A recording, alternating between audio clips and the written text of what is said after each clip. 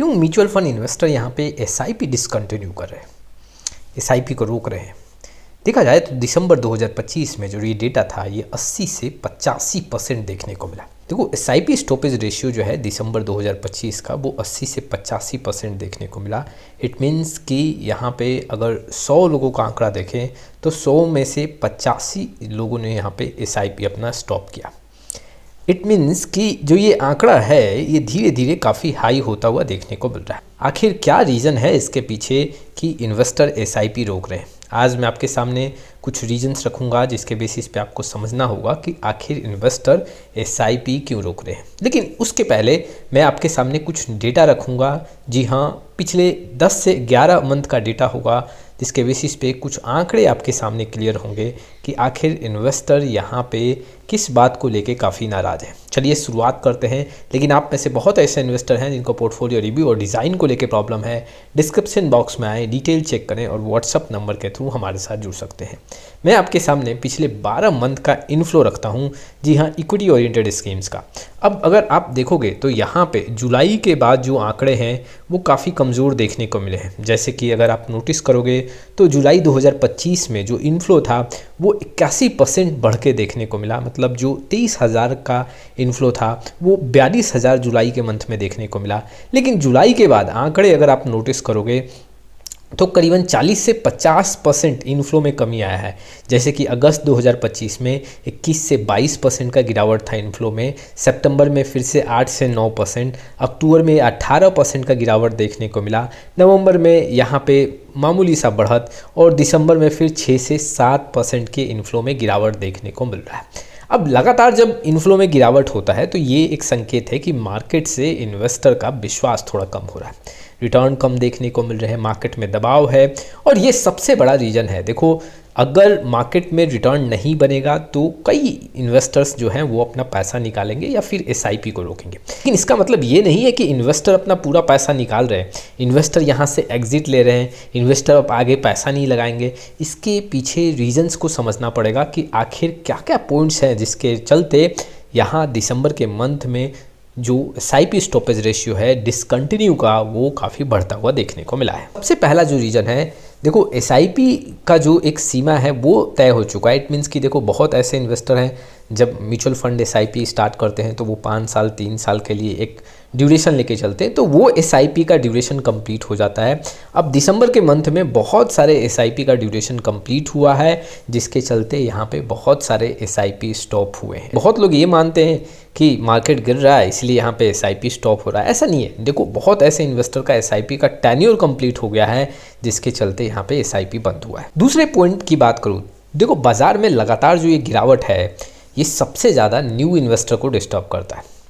जो यहाँ पे एसआईपी बंद हो रहे हैं उसमें सबसे ज़्यादा जो रेशियो है न्यू इन्वेस्टर के हैं। जी हाँ, जो 1 से 2 साल यहाँ पे अभी एसआईपी कर रहे हैं, अब उनको ये लग रहा है कि 1 से 2 साल हमने एसआईपी तो किया लेकिन पैसा नहीं बना, तो वो अब यहाँ पे एसआईपी को डिसकंटिन्यू कर रहे हैं। नए इन्वेस्टर जिनके पास एक्सपीरियंस नहीं है, मार्केट के उतार चढ़ाव का उनके पास एक्सपीरियंस नहीं है, वो इन्वेस्टर यहाँ पे एसआईपी बंद कर रहे हैं। और उसमें से भी वैसे इन्वेस्टर जो खुद से एसआईपी कर रहे हैं, जी हाँ, जो किसी का गाइडेंस नहीं ले रहे हैं, डायरेक्ट म्यूचुअल फंड में यहाँ पे इन्वेस्टमेंट कर रहे हैं।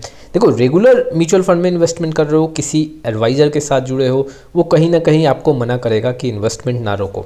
लेकिन जब आप खुद से इन्वेस्टमेंट करते हो, एक्सपीरियंस नहीं होता है, तो कई बार गलत डिसीजन लेके और अपने एसआईपी को बंद कर देते हो और यही देखने को मिल रहा है। देखो एक रीज़न ये भी है, इन्वेस्टर बहुत जल्दी रिटर्न चाहते हैं। अब जो मैंने बोला कि 1 से 2 साल का ड्यूरेशन जो नए इन्वेस्टर कंप्लीट किए हैं उनमें से बहुत ऐसे इन्वेस्टर ये चाहते हैं कि 6 महीने और 1 साल में पैसा बन जाए। अब पिछले 1 साल 1.5 साल में पैसा तो बना नहीं, निराश होकर और अपने एसआईपी को उन्होंने रोक दिया है। तो अगर छोटे ड्यूरेशन में आपको बहुत बड़ा रिटर्न का एक्सपेक्टेशन होगा तो कई बार आपके सामने जो रिजल्ट दिखेगा वो काफ़ी नेगेटिव होगा। और वही जो है छोटे इन्वेस्टर हैं, जो नए इन्वेस्टर हैं, जो छोटे ड्यूरेशन में काफ़ी अच्छा रिटर्न अचीव करने की कोशिश कर रहे हैं या सोचते हैं, तो उनका यहाँ पे एसआईपी बंद हुआ है। अधिकतर वैसे इन्वेस्टर हैं वो अपने एसआईपी को बंद कर दें। इसमें से कुछ और ऐसे इन्वेस्टर भी हैं जो ये समझते हैं कि अभी तो गिरावट हो रहा है, हम अपने एसआईपी को रोक देते हैं, मार्केट में जब एक अच्छा खासा गिरावट होगा तो उस एसआईपी अमाउंट को ही हम लमसम कर देंगे। हालांकि देखो ये सुनने में अच्छा लगता है, जब आप प्रैक्टिकल वे में इसको अप्लाई करोगे तो मार्केट के आप बॉटम को नहीं पकड़ सकते हो। कई बार मार्केट को टाइमिंग करने जाओगे तो आप गलत हो जाओगे। तो ऐसे सिचुएशन में अगर आप ये सोच रहे हो कि मार्केट अभी गिर रहा है, आपने एसआईपी को रोक देते हैं, बाद में हम लमसम करें, तो हो सकता है आप बहुत बड़ा गलती कर रहे हो, आप सही समय पे इन्वेस्टमेंट ना कर पाओ। तो देखो, अपने एसआईपी को ना रोको। बहुत ऐसे इन्वेस्टर हैं जो यहाँ पे एसआईपी रोकते हुए चल रहे हैं, और इसमें बहुत ऐसे न्यू इन्वेस्टर हैं जो यहाँ पे एसआईपी को स्टॉप कर रहे हैं। तो ये भी एक बहुत बड़ा रीज़न है। अगले रीज़न की बात करूँ तो जो खर्चे बढ़ रहे हैं, जो यहाँ पे काफ़ी ज़्यादा यहाँ पे कैश फ्लो का दबाव बन रहा है। देखो, बहुत ऐसे इन्वेस्टर क्या गलती करते हैं, जब कुछ पैसे की ज़रूरत होती है मंथली बेसिस पे, तो वो अपने इन्वेस्टमेंट को ब्रेक करते हैं या इन्वेस्टमेंट को रोक देते हैं। यहाँ पे अगर आप नोटिस करोगे तो बहुत ऐसे इन्वेस्टर हैं जिनके पास एक लिमिटेड इनकम सोर्स है। जी हाँ, महीने का 20,000 रुपये आ रहा है, और किसी मंथ अगर मान लो कि इनकम कम पड़ रहे हैं और ज़रूरत ज़्यादा है, तो भी उनका एसआईपी चल रहा है, जैसे 5,000 का एसआईपी है, उसको वो रोक देते हैं। बहुत ऐसे इन्वेस्टर हैं जो अपने एसआईपी को कैंसिल कर दे रहे हैं। जी हाँ, अभी पैसा नहीं है। तो बजट को लेके यहाँ पे कैश फ्लो का जो प्रेशर पड़ रहा है, इसके चलते भी यहाँ पे नए इन्वेस्टर अपने एसआईपी को रोक रहे हैं, और ये बड़े बड़े रीज़न हैं जिसके चलते यहाँ पे इन्वेस्टर अपने एसआईपी को रोक रहे हैं। लेकिन देखो, अब एसआईपी स्टॉपेज रेशियो काफ़ी बढ़ रहा है।